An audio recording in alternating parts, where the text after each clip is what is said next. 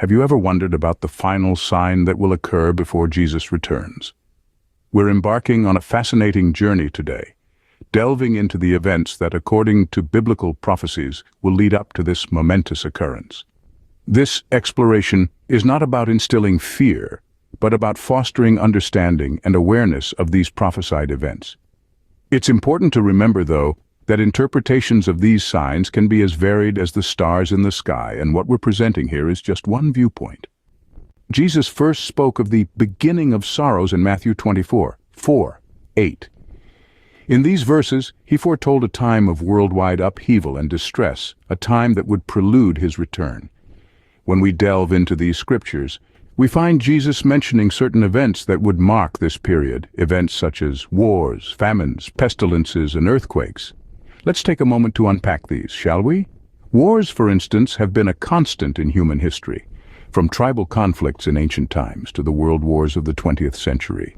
We've seen how strife and discord can engulf nations and continents. Yet Jesus speaks of a time when these conflicts would amplify, a time when nation will rise against nation, and kingdom against kingdom. Next, we have famines. Again, history is replete with instances of severe food shortages. But when Jesus speaks of famines, he's talking about a time of unprecedented scarcity, a crisis that would span the globe and touch every corner of human civilization. Then we have pestilences. These refer to deadly diseases and pandemics that sweep across populations, causing widespread suffering and death. Just as with wars and famines, pestilences have been part of our collective experience.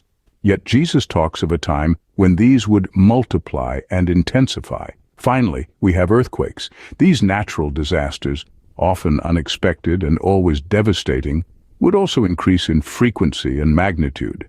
It's as if the very foundations of the earth would shake, heralding the approaching end times. Now, it's important to note that these events have been occurring throughout history. They are not unique to our time. However, Jesus made it clear that these events would intensify, would become more frequent and more severe as his return draws near. It's like the contractions that signal the imminent arrival of a newborn. They start off mild but become more intense as the birth approaches. But these are just the beginning of birth pains, not the final sign. These events, as distressing as they may be, are merely the preamble to the final sign of Jesus' return. As we continue to explore the scriptures, we'll uncover what that final sign is. So stay tuned and keep exploring with us. Jesus next mentioned the Abomination of Desolation, a significant sign of his approaching return. Now, this phrase might be a bit perplexing, but let's break it down to understand its profound meaning. The Abomination of Desolation, in essence, refers to an abominable act, something deeply detestable and vile, occurring in a place that is holy. This is not just any event, but a specific incident that holds immense significance in the context of prophetic events. It's like a dark storm cloud looming over the horizon, signifying the arrival of an impending tempest. Interpreting this term, many scholars and theologians have presented varying perspectives. Some view the Abomination of Desolation as a literal event involving an idol or an image set up in the holy place. This act of sacrilege, they believe, triggers a series of catastrophic events leading up to the end times. Others perceive it metaphorically, seeing it as a symbolic representation of widespread apostasy or a falling away from faith. They see it as a turning point where the sacred is profaned, where the reverence for the divine is replaced by the worship of the profane. Yet regardless of the interpretation, one thing remains clear. The Abomination of Desolation signifies a critical turning point. It is a sign, a marker on the timeline of prophetic events, indicating that the end is near. Yet, it's crucial to remember this is not the end in itself. It's a harbinger, a warning sign, like a deafening thunderclap before the storm. The Abomination of Desolation is a significant event that precedes the final sign, serving as a grim reminder of the approaching climax. So, whether we view it literally or symbolically, the Abomination of Desolation stands as a profound signpost on the path towards the end times.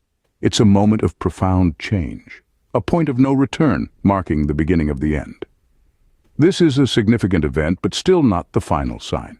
Following the Abomination of Desolation, Jesus warned of a time of great tribulation. Now, let's delve into this. The Great Tribulation is a period marked by intense suffering and persecution, a time of such distress and hardship that it stands unparalleled in history. Imagine, if you will, a world in disarray. The very fabric of society is unraveling under the weight of fear and uncertainty. It's a time of trials and tribulations that will test the faith of many. Now, this isn't a light statement. The faith of many will be tested to its very core, and many will find themselves grappling with questions that they never thought they'd have to answer. But what makes this period truly unique, and indeed terrifying, is its intensity and the sheer scale of the suffering. It's not a localized event or something that affects a small group of people. It's a worldwide catastrophe, a global period of hardship that engulfs every corner of the earth. This isn't just a time of physical suffering, though that is indeed a significant part of it. It's also a time of spiritual turmoil. People will question their beliefs, their values, and their very understanding of the world. They'll be forced to confront their deepest fears and doubts, and it's in this crucible of tribulation that their faith will be tested. But amid all this chaos and suffering, there's a glimmer of hope.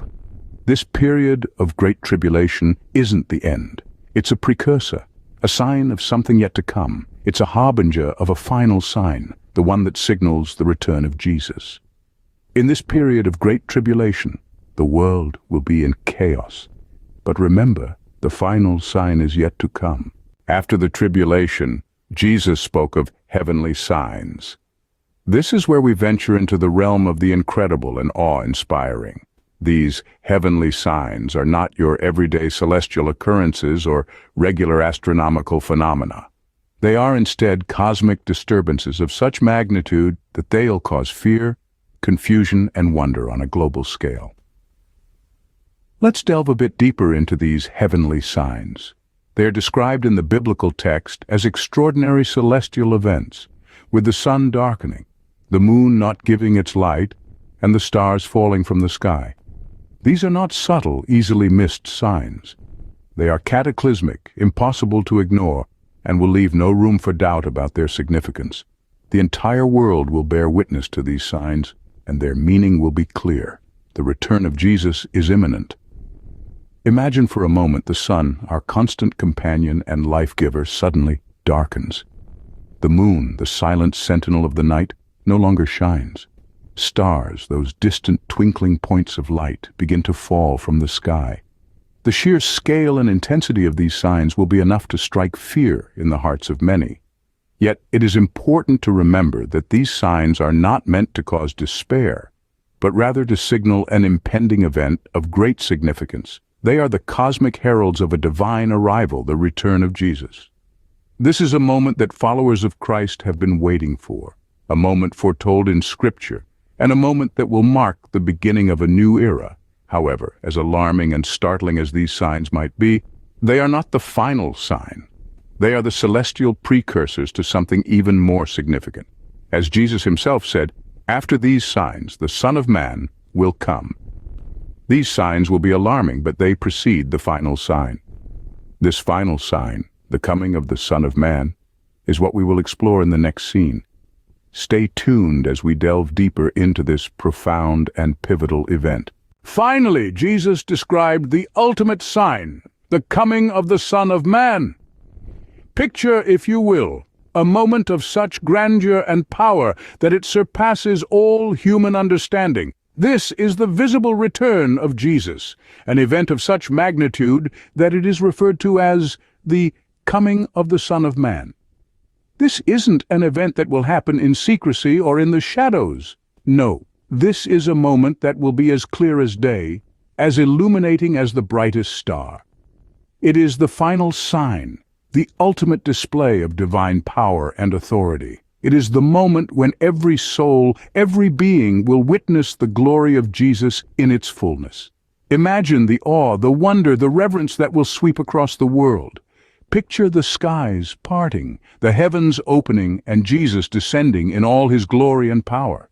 This is the moment that all of creation has been waiting for, the moment that will mark the end of times and the beginning of a new era. This is the final sign before Jesus returns, a moment that will change everything. It is the culmination of all signs, the ultimate revelation of divine power. It is the moment when every prophecy, every sign, every warning comes to fruition, a moment that will forever alter the course of humanity. This is the coming of the Son of Man.